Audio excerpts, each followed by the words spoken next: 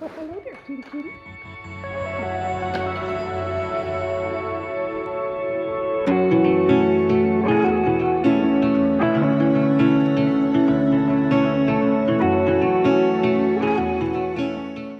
Good morning, lovely people. Welcome back to the farm. Brandon here with Sojourn Farms, and we are heading out to feed the pigs.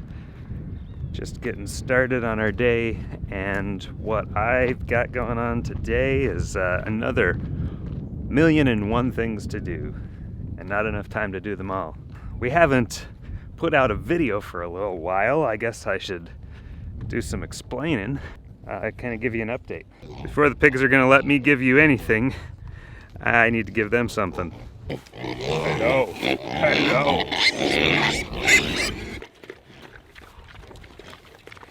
As usual, we've been very busy here, and we're kind of coming into, we've been in, it's crunch time, right? So we've actually had to put the camera down, and that's getting pretty serious when we don't have time to even just set up a camera to shoot some footage and maybe talk for 5 minutes.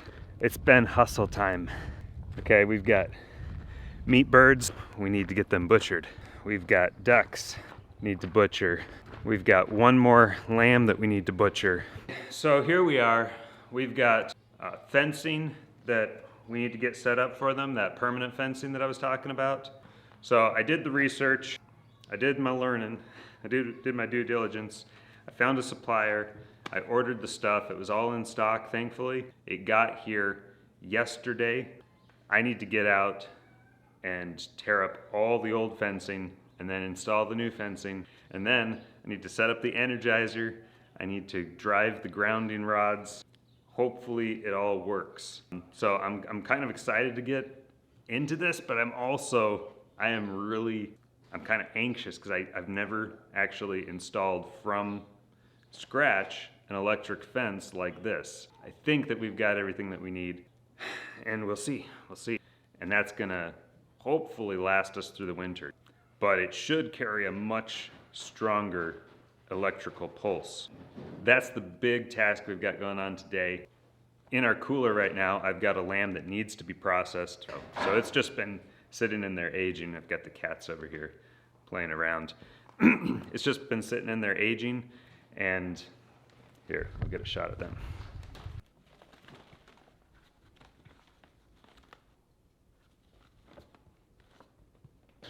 Since we're in crunch mode, normally what I do is I take all the barbed wire off the fence, I roll it up in a nice neat little roll. So we separate that from the fence, then we pull the fence posts up. As it stands right now, I'm accelerate this process, so I think what we're probably gonna do, at least I'm gonna try it with a section of fencing out here. Those birds are just, they do not appreciate me invading my machine shed, and they're telling me what for. And the way that I think I'm gonna do that, I'm gonna try it with a section of fence, is we're just gonna snip the wire at one end, we're gonna pull the posts, and then we're going to roll this up like a big carpet. And yeah, it's gonna be a mess. It's not gonna be nice and neat. I'm not gonna be able to just toss it in this is our repository for wire right now, right in here. You can see some there. Anyway, it's all over in here. There's some more back there. We're gonna roll it up in a big, like a big carpet, and then we're gonna pick it up with the grapples. Then I'll drop that in here. Turn the dial up to 11 on this and get that fence out of there, get it all rolled up, put it somewhere safe so the kids aren't running into it. That's where we're sitting, folks. I'm gonna set the camera down for a bit here, run into town, go to the store, and then we'll be back to do a little videography on the fence. I didn't want to take all of the barbed wire off from the fences before just uprooting them, laying them on their side, and then I was gonna roll it up. But I forgot about the insulator for the electric wire. I think that's gonna cause a lot of extra just bulk in the roll. So we are gonna take the electric wire out. We're going to pull all the electric wiring out, one pull, wind it up in a coil. And then what we're gonna do is pull off all of the electric insulators so that those aren't getting in the way when we're trying to roll it up. And I've got a job for Thane. He's going to come out and help me because he can probably remove these insulators off these posts. So I want to see how he does with that. And I asked him to bring a bucket out to put them all in. So here he comes with a bucket and a kitty. There's a little kitty. What's your kitten's name? Ocean. Ocean? Yeah.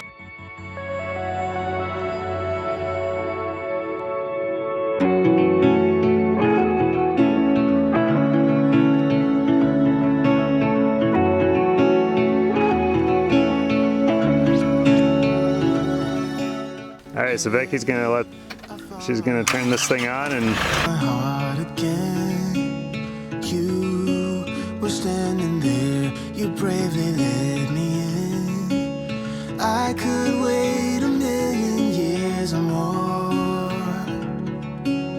until you came knocking at my door. It's hard to be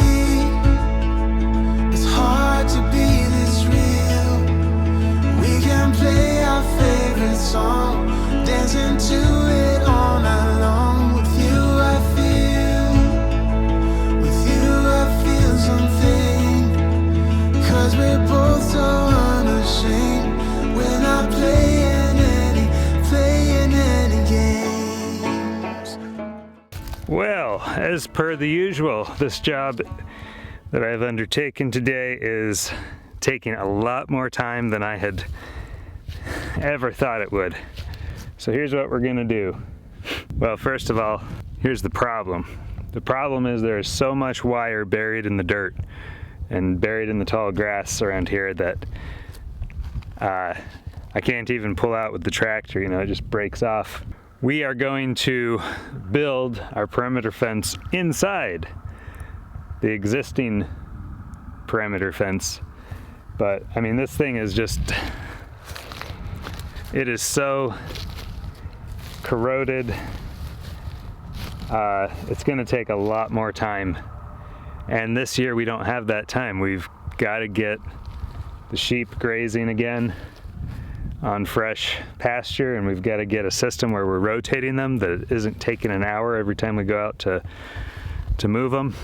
We're gonna leave the perimeter fence as it is and just build probably 5 feet in. It just seems like they built fence over fence on top of fence.